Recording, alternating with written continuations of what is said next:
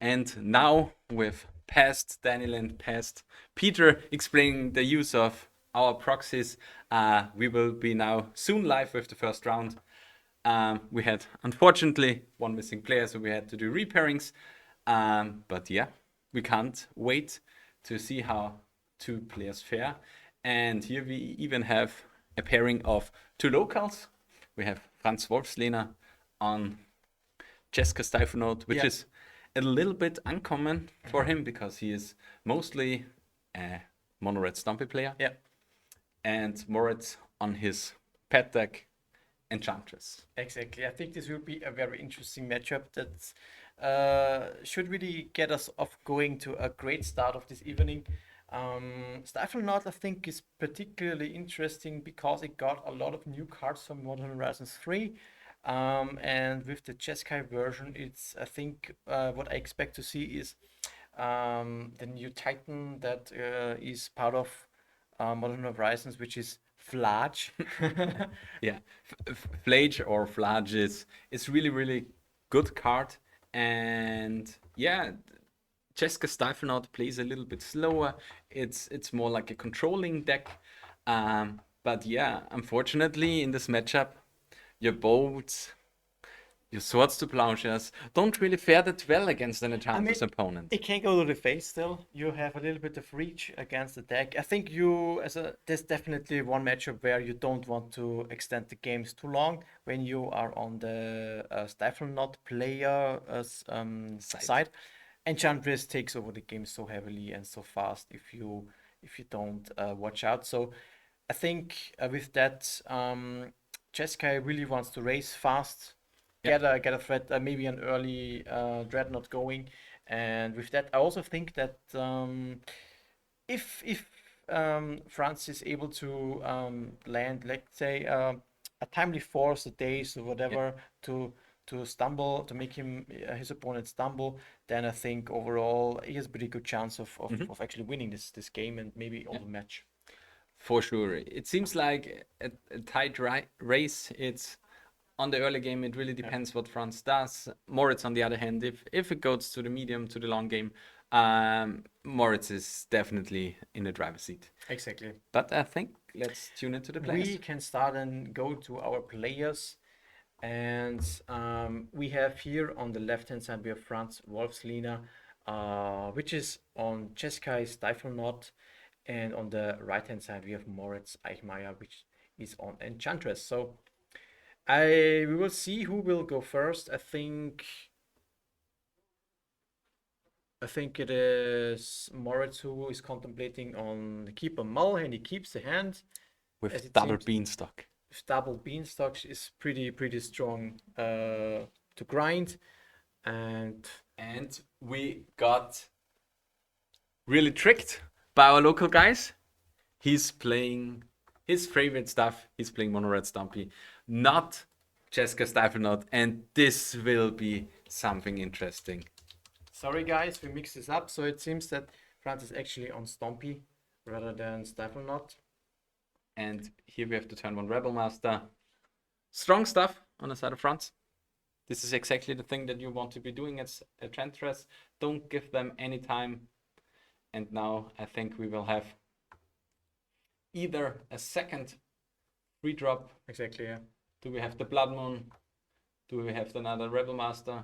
No.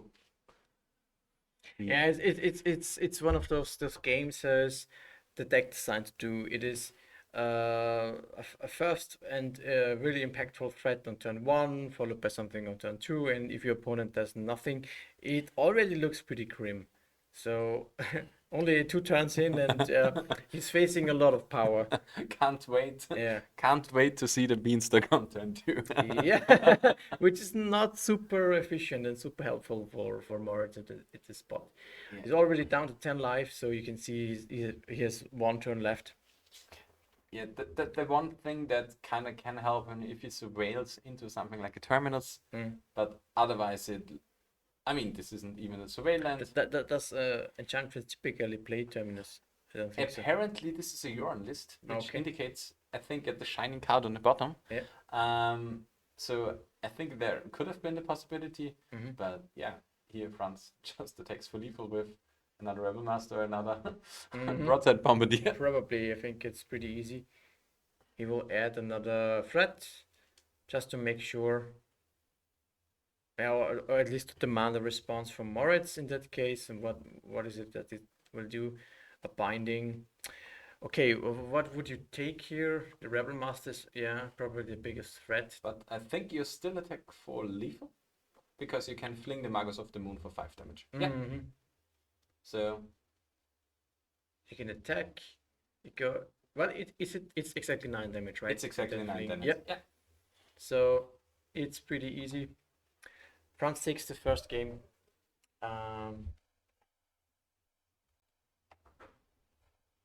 So yeah, for the second game, what stuff can you expect to change? I mean, being on the play for Moritz side. Yeah, it's important. It's super important. I think it's also so bad that he was on the draw for the first game. I mean, Enchantress is usually a very slow deck. I think in the first 1 or 2 turns, it usually does not a whole lot. You can see like the first kind of interaction was on turn 2 with Leyland Binding. Leyland Binding. Yeah. And if you're on the draw and your opponent has a turn 1 Goblin Rebel Master followed by turn 2 what's it called? Broadside Bombardier. Bombardier. I think your deck is just not designed to deal with that. One key card that we also saw in the sideboard from Moritz that he for sure brings 4 copies in is Elephant Grass. Yeah. Elephant Grass, especially on the place, is a tool that really can stop stuff like the Rebel Master because you can't really attack with multiple pieces. Yeah. You need the mana to deploy your hate pieces out.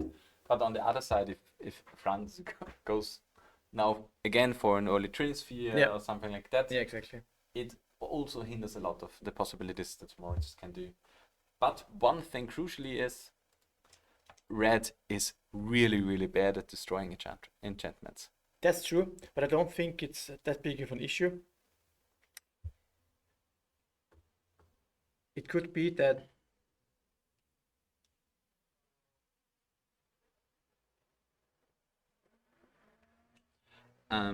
yeah, but it really depends. The thing that Mono-Red Stompy can do is like it hinders you on the place with Chalice, with Trinisphere.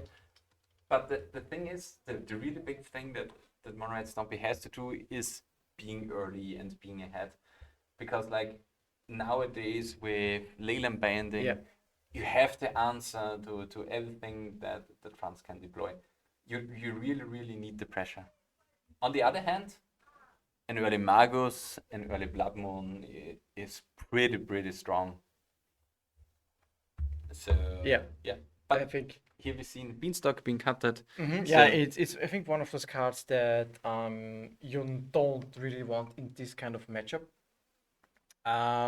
It's a card that you want for longer games when you want to get more value out of your overcosted cards, but still, well, this is usually not the matchup here. In this case, Mono Red Stompy is when you play against this deck, it's usually a matter of turns 1 to maximum 3, where this is a deciding factor. So yeah, especially with that big of a lead Enchantress has in the long con. It's just something that you can't really compete with. It's one thing I want to just shout out is like Mark Vogt, which played Enchantress control deck, I would like to say, where he powered his deck up with the Urzeland, the white one that makes 1 mana for each. Enchantment, Sarah Sanctum, exactly. Also together with beans and stuff. I mean, like that. this was like a 4-color control. It was more like 4-color control. It is a control version, but because it dipped heavily into enchantments with Beanstalk, Leyland Binding. He also included Spreading Seas and also Ground Seal in the main deck to combat a little bit Grief and Scam. And therefore, I think he played 1 or 2 Sarah Sanctum because he has so many enchantments that this. I think he also played like 1 or 2 of the flash enchantments where you can scry 2 and draw a card, the preordained enchantment. It's it was Yeah. like really something special. But Exactly, yeah. Moritz seems like on a bit of a brew. Apparently, he's playing Dream Holes in his deck. And yeah, That's a card that you don't typically see in Legacy. Yeah. do you know exactly what Dream Holes can do? A good question. I think this is from the era where I didn't even play Magic, and I think neither did you. Neither did me. Yeah. It's a thing that I really want to play, but in pre-modern where we can play Storm with it.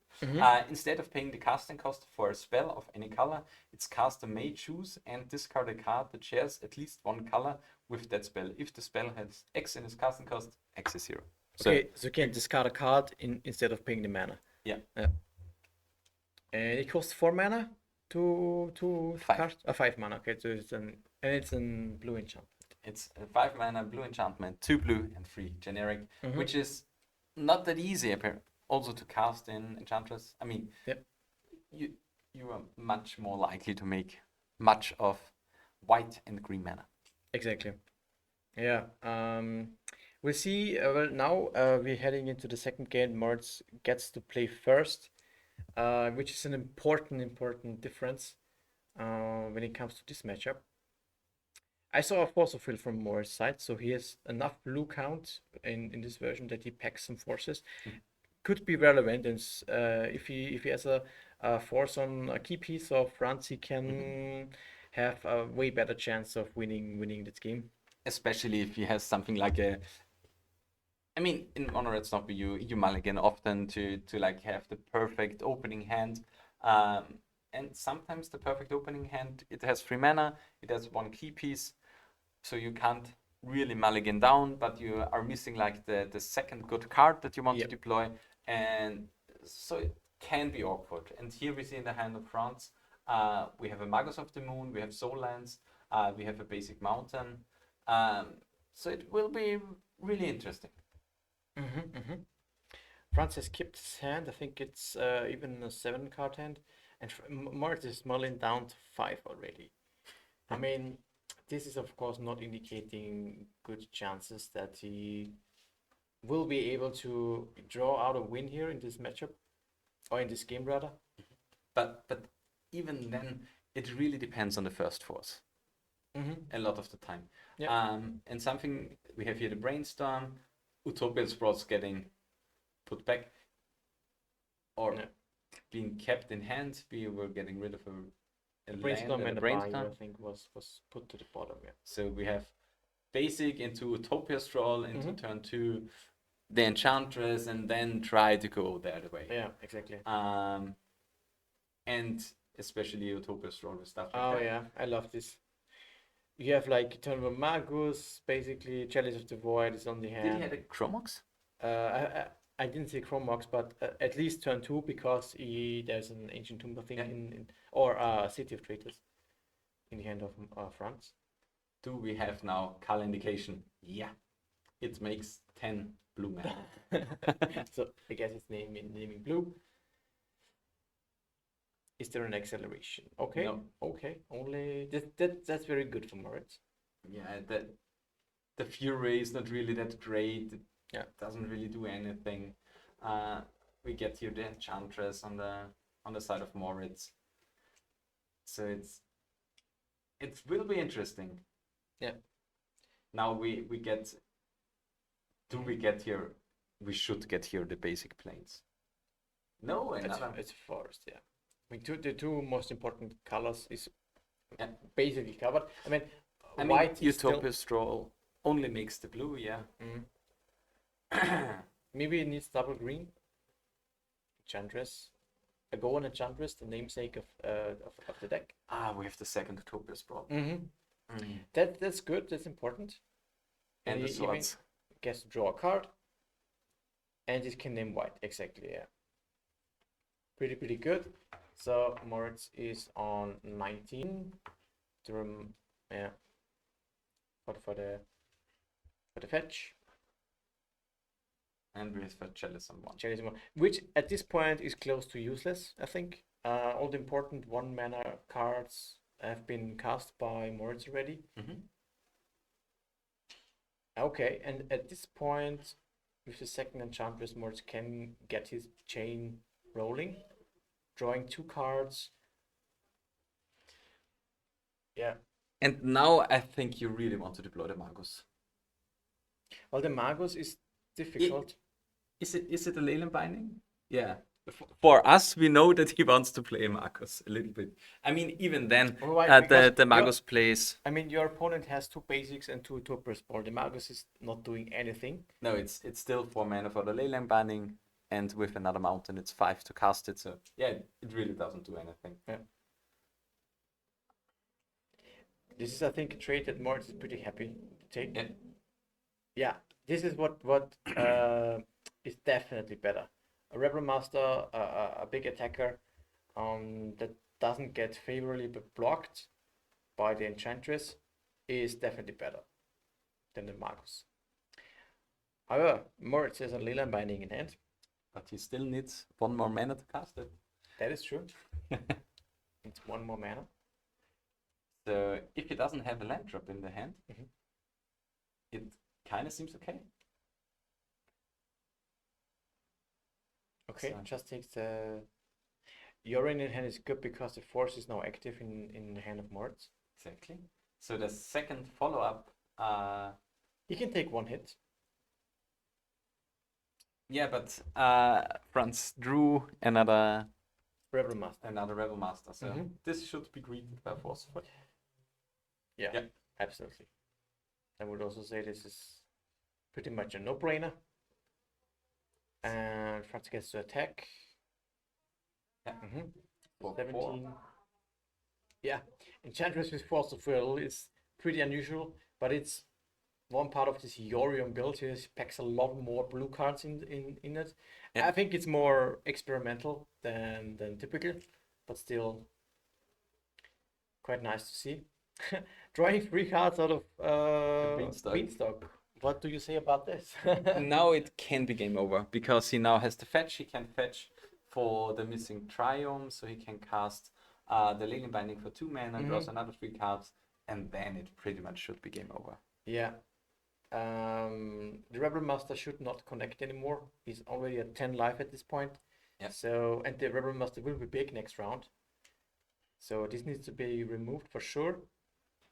And I really like this, because Moritz, I mean, he was on the play, which is important, but he moved down to 5, and Franz kept the 7 card hand. Yeah. And when you see really the difference here when the Mono Red Stompy does not start with a 3-drop on turn 1.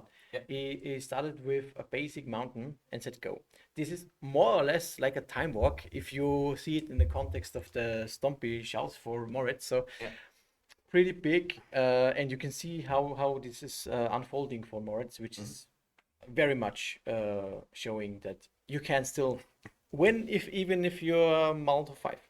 Yeah, the big thing was having a City of Traders instead of an Ancient Tomb. With an Ancient Tomb, you turn 1, you deploy the Chalice. Turn 2, you deploy the Magus. Yeah. And then you're missing white on the side of Moritz, and it really looks grim. But without the acceleration, Mono Red Stompy seems like a little bit of an aggressive but still awkward deck playing out, because you're playing so small cards for the curve. Because Chalice is a 1-drop in Legacy. And seems... The 1 ring from France is certainly something that can be scary, but Moritz has the answer to another Leyland Binding taking away. Because the ring, I think, would be one thing, one way how France could be coming back. He's now very much behind, of course. And I think Moritz can basically draw his entire deck soon. At this point, he's drawing so many cards. Yeah, he just needs the small remove spells for the 1/1s. But then it's pretty much okay. even using a Leyland Binding for it. I actually don't think that this Enchantress text cares too much about Chalice on 1. At this point, it shouldn't care. Yeah. But you see, in the future, we have an Atraxa being resolved, and then it's... In the future? Yeah, we have an Atraxa in the hand of Moritz, and the Atraxa should mean that France And can scoop. trucks, how will it be just hard cars? But does it get cheated into the deck, into the plate? It seems like he has 1, 2, 3, 4, 5, 6, 7 mana, and I think it's 8 mana to hardcast Traxa. Yeah, I think so. So But is it banned? No, it's 4 colors, right? It needs all the black, I think. he has the Esper, Mhm. the Esper duel. Okay, so just naturally having a couple of attractors in the Enchantress deck, because why not? I mean, it pitches to force. It pitches to Yeah. force, of vigor, of will. Yeah. It Yeah. does a lot of stuff. Mm-hmm. It can also be safely discarded at this point for any excess cards. And I think sometimes he has 3 attacks in hand. Yeah, yeah. Not one. But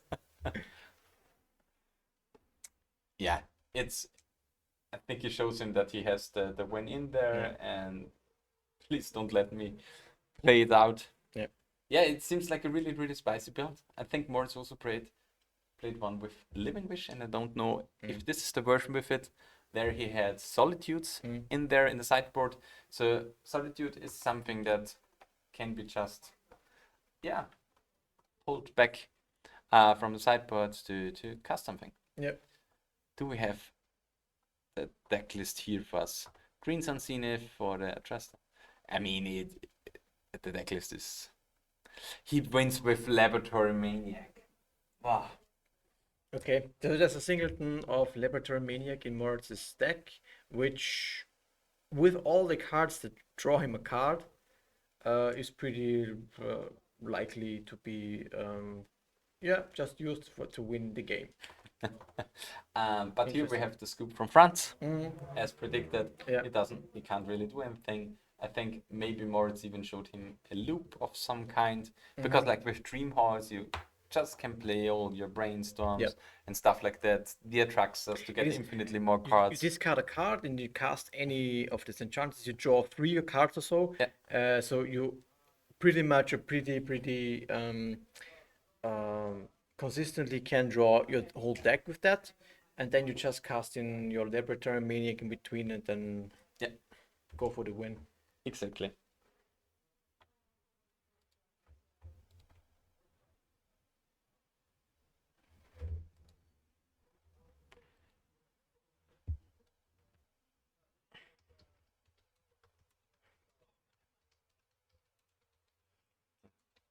And for game 3 we can see reminiscence, I think, of game 1.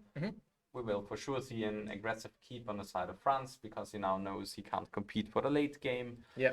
And Moritz, on the other hand, will most likely search for the Force of Will to combat the turn 1.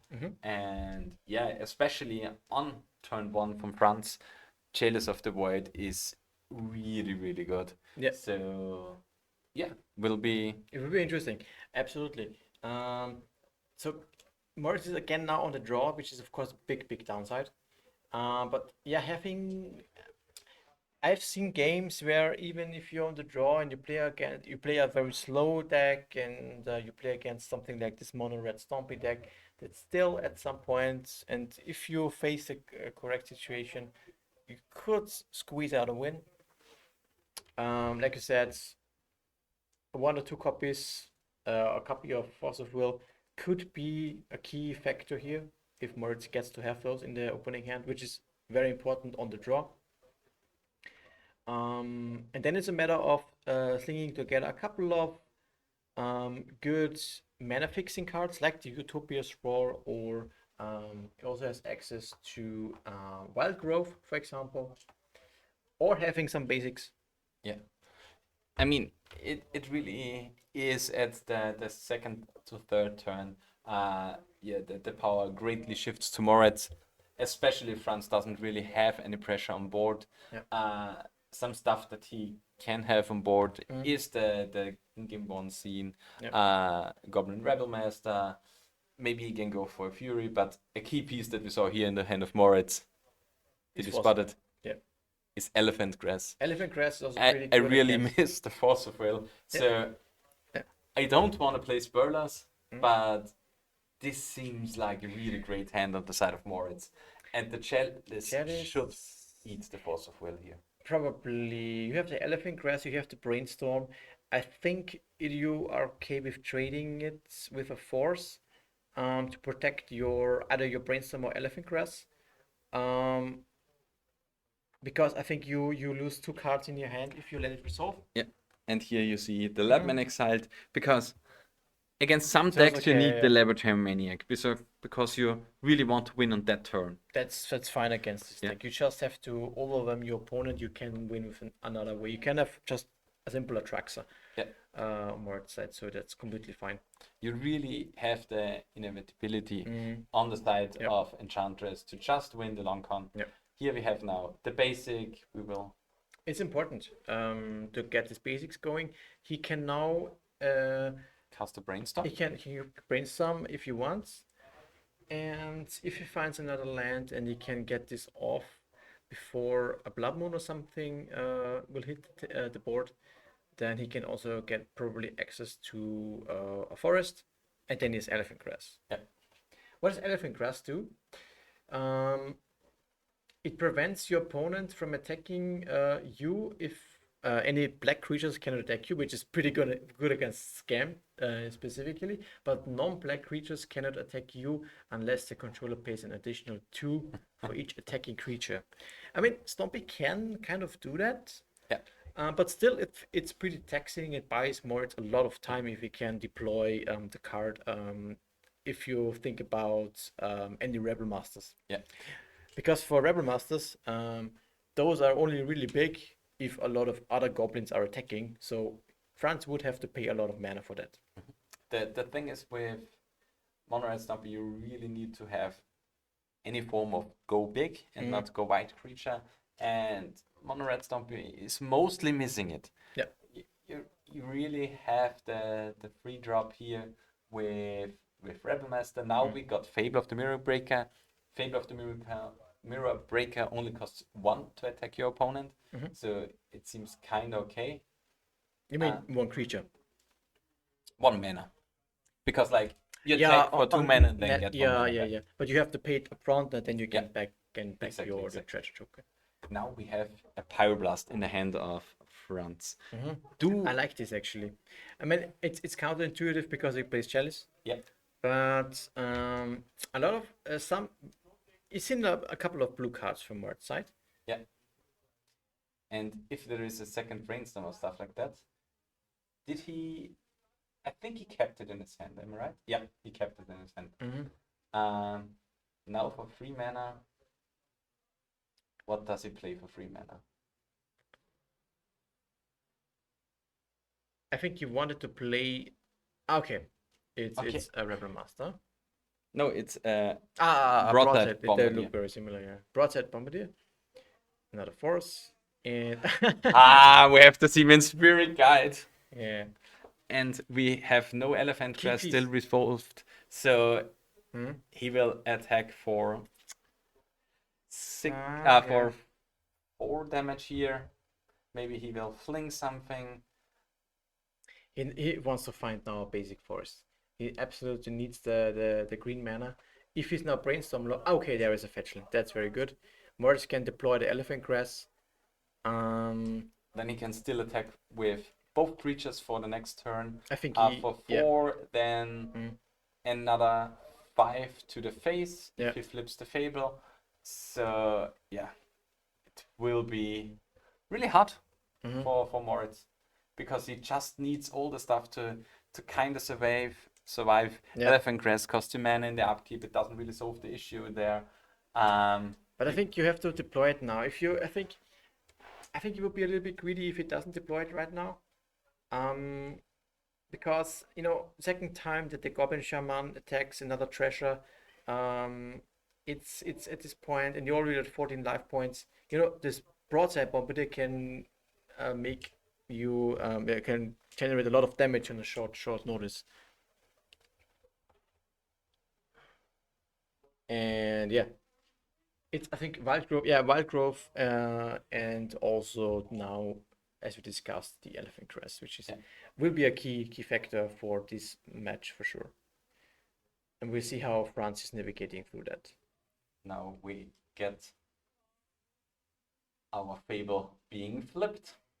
The question is, will it go to the face in the near future of Moritz?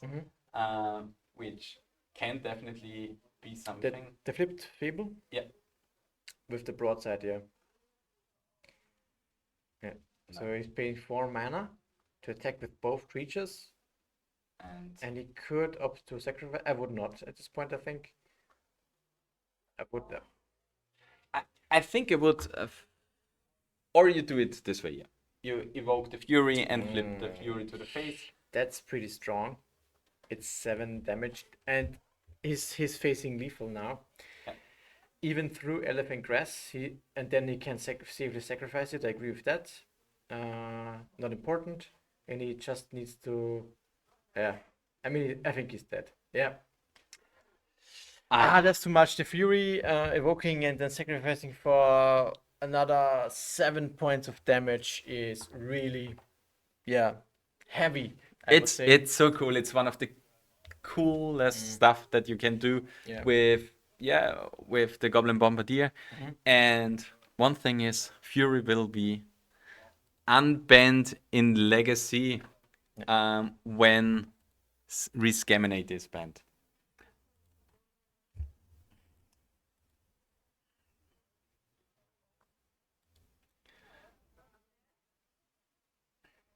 Okay, and we even have now a secondary table lined up for the feature match.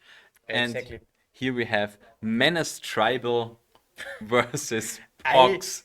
To be honest, if I ever hear the name, I have no idea what this is about. So this will be exciting. Menace Tribal against Pox. The typical legacy decks that you see. No, we will be shortly. I think in 1 or 2 minutes we'll be back. We will set up the table for the backup feature match, and then we will see some more legacy action for this first round of the warm-up FNM of the Austrian Legacy Masters. So we will be back in 1 or 2 minutes, so don't go anywhere. See you soon. And now we are back. We have now Jonas Schernberger and Michael Mitter lined up. Also 2 local guys. In the first rounds, we kind of want to show them off. Especially the ones with a little bit of a fancier deck. So that in the near future, we have the top tables for today's warm-up FNM. Exactly. And now we have Menace Tribal. Was it said to us that Jonas is playing? And on the other hand, we have the old staple of Legacy, Pox. Pox, yeah, a pretty old deck, pretty old card, and pretty nice, I would say. So what it does, it lets each opponent gets to have to discard half of their hand, gets to sacrifice half of their lands, creatures, and I think loses half the life points. I think it's a third or something like that. Oh, third. Oh, sorry. Maybe but I think Pox will for sure be small Pox, or I hope that it will be, because like it was first printed as the card Pox. Yeah. This was the first version, which is, and then smallpox usually was one of the It's all a third. Yeah. Sorry for that. So Pox, it lets lose a third of the life, discard a third of the cards, and sacrifices the creatures and lands. So, and smallpox is just only one of those, and costs 1 mana less. Yeah, Pox is like, it always does the same as smallpox because it's always rounded up. Yeah, but it can be also much more. Yeah. Because if you're starting off with 7 cards in your opening hand and you lose a third, rounded up. Yeah. 7 divided by 3 is above 2, so you lose 3 cards from your opening hand. Yeah. And Dark Ritual into Pox seems nice. This is Dark Ritual into Hymnothorax, which is another really nice combo that is typically seen in old school Legacy, I would say. There is this infamous debate that was discussed in one of the former articles of Paulo Vita Dama de Rosa. If you Dark Ritual into Hymn and Thoughtseize, the question is, what do you cast first, Hymn or Thoughtseize? It And there's a really clear depends. answer. There's a clear answer. It's a clear It's answer. a clear answer, yes, actually. I If you think consider everything. I think it's just him first and Fortis later. Am I Yes, right? it is correct. Because you take the best card that is remaining. On the other hand, if you're playing against the Force of Will deck, It's not Home about still takes 2 cards if the Force of Will is. yeah, Am you I know, right? it is you know, looking at the different scenarios, what can happen, and you know, some arguments can be made. If a force is first, I have the maximum chance to remove some lands and land screw the opponent.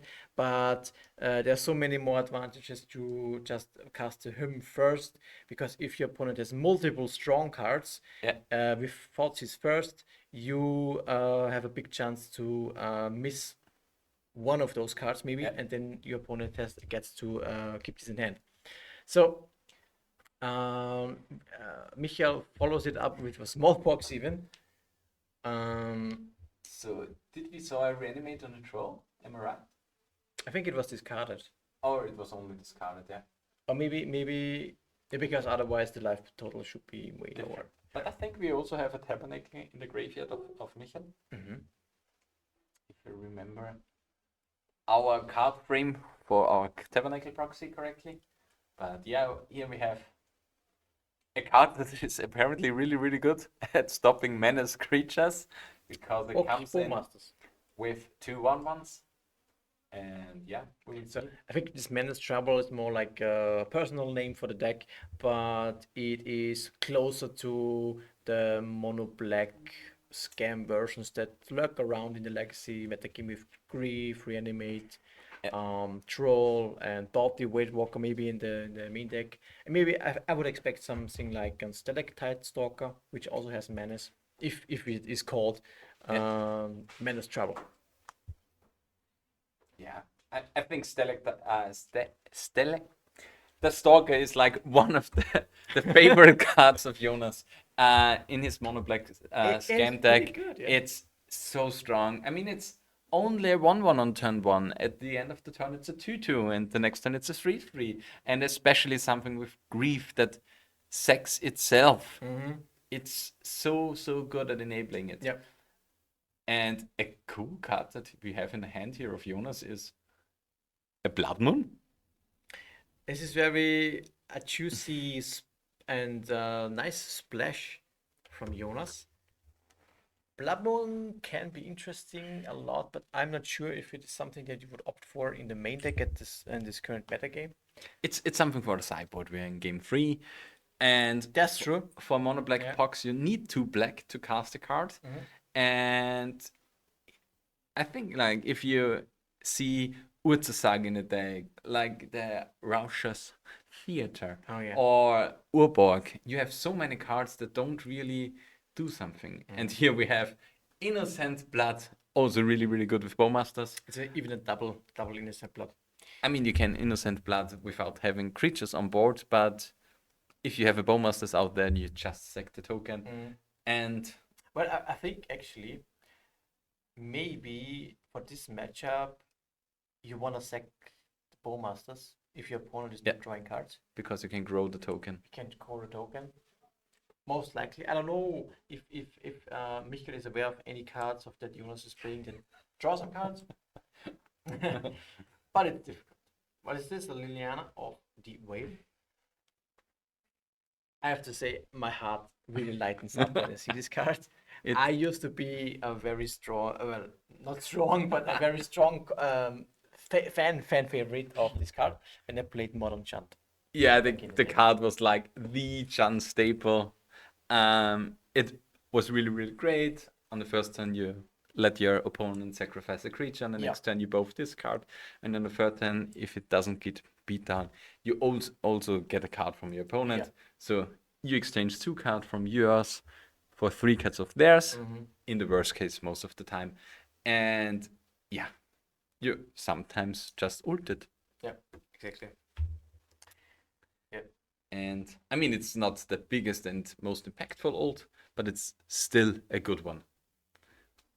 Apparently, I've heard rumors of a dude that survived 3 ultimates of a Liliana. It was not me. That was certainly not me. But yeah, we have here unfortunately a really mana negative situation for Jonas. He really needs exactly something like a Bowmasters. A Bowmasters would be so good for him because it clears one of the tokens, makes it bad for the Liliana, and yeah, we will see what happens. Yeah, if he gets to reanimate any of the big creatures, Liliana is usually just clearing it up. Broadside Bombardier attacking it. At least he has to. I mean, it doesn't really make anything with innocent blood. Yeah, exactly. So I don't think that the broadside is helping too much. He would have needed something like a 0-drop or something like that. But exchanging the cards, playing the Nana Liliana. Pretty good, pretty good. Oh, and Jonas scoops, or is it something that he contemplates about it? Are you fucking serious, my dude? Have you Okay. seen me top taking those cards? Seems that Jonas has seen enough. So yeah, we have Jonas on 01 and Pox on 1 and 0. And Exactly. what are the cards that came in? Yeah, stuff. And yeah, Interesting first round that we saw here. We saw Enchantress against Mono Red Stompy. Both not really a usual deck that you see in Legacy. Same with this one. Mono Black Scam, let's say, Menace Travel against Pox. So we clearly see that I think for this warm-up FNM, people are trying out spicy decks also. Yeah. Which is very interesting and cool.